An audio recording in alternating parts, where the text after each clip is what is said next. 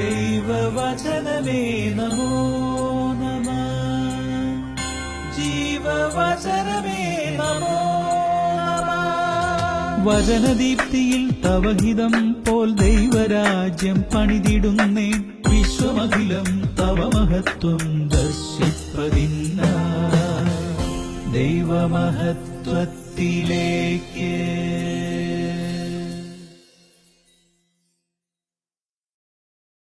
കഥാവായ ഈശോയിൽ പ്രിയ സഹോദരങ്ങളെ,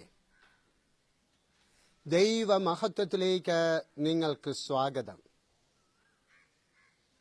നിങ്ങൾ എനിക്ക് തിന്മ ചെയ്തു, പക്ഷേ ദൈവം അത് നന്മയായി മാറ്റി. ഇന്ന് കാണുന്നത് പോലെ അനേകം പേരുടെ ജീവൻ രക്ഷിക്കാൻ വേണ്ടിയാണ് അവിടുന്ന് അത് ചെയ്തത്. പിതാവിൻ്റെ സംസ്കാര ചടങ്ങുകൾക്ക് ശേഷം ജോസഫ് സഹോദരങ്ങളോട് പറയുന്ന വാചകമാണ് ഇത്. കുട്ടിക്കാലത്ത് ജോസഫിൽ അസൂയ തോന്നിയ സഹോദരന്മാർ അദ്ദേഹത്തെ ഒരു പൊട്ടക്കിണറ്റിലേക്ക് വലിച്ചെറിയുകയും പിന്നീട് അടിമയാക്കി വിൽക്കുകയും ചെയ്തു. പിന്നീട് ജോസഫിന്റെ ജീവിതം യാതനകളിലൂടെയാണ് കടന്നുപോയത്. ആദ്യം പോത്തിഫറിന്റെ സേവനാകുകയും പിന്നീട് തടവുകാരനാവുകയും ചെയ്ത ജോസഫിന്റെ കഥ ബൈബിളിലൂടെ നമുക്ക് സുപരിചിതമാണല്ലോ. പക്ഷേ ഈ അവസരങ്ങളിലെല്ലാം ദൈവത്തിൽ അടിയുറച്ച് വിശ്വസിച്ചിരുന്നു. ആ വിശ്വാസത്തെ ദൈവം കാത്തു. പിൽക്കാലത്ത് ജോസഫ് ഈജിപ്തിലെ രാജാവായ ഫറോവയുടെ പ്രധാന ഉപദേഷ്ടാവായി മാറുന്നതാണ് കണ്ടത്.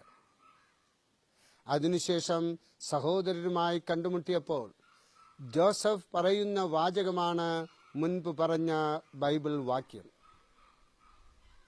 ഈ കഥയ്ക്ക് വലിയൊരു സാരാംശമുണ്ട് കേട്ടോ. എന്താ അത്?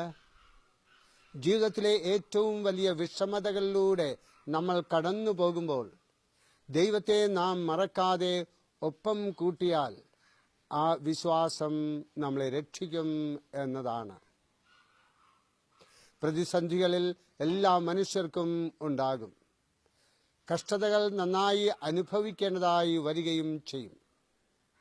സുഹൃത്തുക്കളോ സഹോദരങ്ങളോ ഒക്കെ ഉപദ്രവിക്കുന്ന സാഹചര്യം ഉണ്ടായെന്നും വരാം. പക്ഷേ നമ്മുടെ സഞ്ചാരം ദൈവമാർഗത്തിലാണെങ്കിൽ ഉണ്ടല്ലോ, ഈ തിന്മകളെല്ലാം അവൻ നന്മകളാക്കി മാറ്റും. നമ്മുടെ വിഷമതകൾ മാറി പുതിയൊരു പാത തുറക്കപ്പെടും. ദൈവം ഈ അവസരങ്ങളിൽ നമ്മുടെ വിശ്വാസത്തെ പരീക്ഷിക്കുകയാണ് ചെയ്യുന്നത്. ആ വിശ്വാസത്തെ കാക്കുന്നവനാരോ അവനെ ദൈവം കൈവിടുകയില്ല.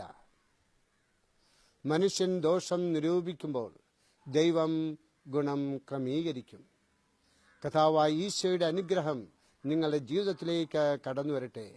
IMS അമ്മയുടെ കൃപ നിങ്ങളിൽ എപ്പോഴും ഉണ്ടായിരിക്കട്ടെ. ആമേൻ.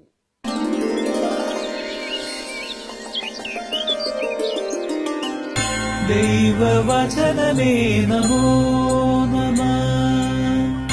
ജീവവചനമേ നമോ നമഃ.